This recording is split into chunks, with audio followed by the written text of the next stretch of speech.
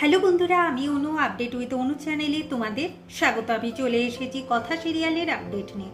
কথা সিরিয়ালে তো দেখা যাচ্ছে যে আমাদের প্রমিত বিশ্বাসরা ছদ্মবেশে চলে এসেছে নন্দীশ্বর বাবার কাছে, আর এইদিকে কথা নন্দীশ্বর বাবার মাথায় সোনার সাপ অর্পণ করে, বাবার মাথায় দুধ ঢালে আর বলতে থাকে যে বাবার জন্যই সে পাচক মশাইকে নিজের করে পেয়েছে, কিন্তু তার পরিবারে যে বড় বিপদ বাবা, এই বিপদ থেকে তো তাদের বাঁচাতে হবে। কথা যেন টনিকটা ঠিক টাইমে বানাতে পারে, আর ওই টনিকের মূল উপাদান তারা গাছের পাতা যেন পেয়ে যায়, এইসব কিছু ভগবানের কাছে বলতে থাকে। এরপর ধীরে ধীরে সবাই ভগবানের মাথায় দুধ জল ঢালে।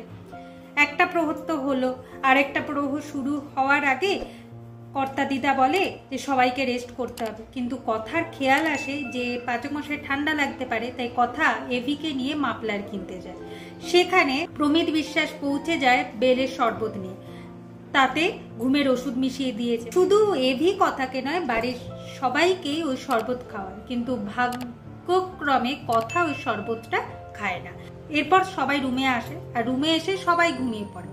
কথা জেগে থাকে, কথা ঘুম আসে। ঠিক সেই সময় আমাদের প্রমিতরা প্ল্যান করে ফেলে যে বাবার বিগ্রহ আর ওই সোনার সাপ আজকেই চুরি করে তারা বাইরে পাচার করে সেই কাজ শুরু করছে।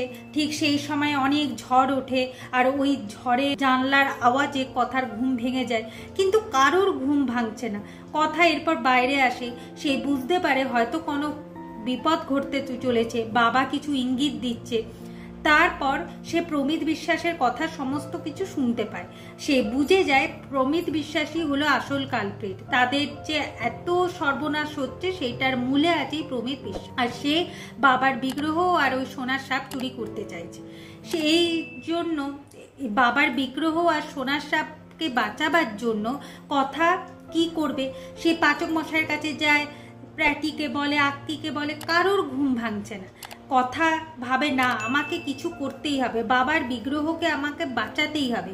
এরপর কথা পৌঁছে যায় বাবার থানে। বাবার থানে সবাইকে চলে যেতে বলে, বলে কিনা ঘোর বিপদ আছে সাপ। কথা বাবাকে বলে, বাবা আমি তোমাকে বাঁচাবো কি করে। তারপর কথার মাথায় আসে যে খড়গুলো আনতে হবে। এই খড়গুলো আনে, খড়ের ওপর কেরোসিন তেলও ঢেলে দেয়, কিন্তু আগুন জ্বালাতে পারে না। ঠিক সেই সময় সেখানে প্রমিত বিশ্বাস তার দলবল নিয়ে চলে আসে, কথা লুকিয়ে পড়ে। আগামী পর্বে দেখা যাচ্ছে প্রমিত বিশ্বাস যেই বাবা বিগ্রহ আর সোনার সাপ চুরি করতে যায়, ধাউ ধাউ করে আগুন জ্বলে ওঠে। এখন প্রমিত বুঝতে পারছে না যে কি করবে, আর কথা তো সেখানে পৌঁছেই গেছে।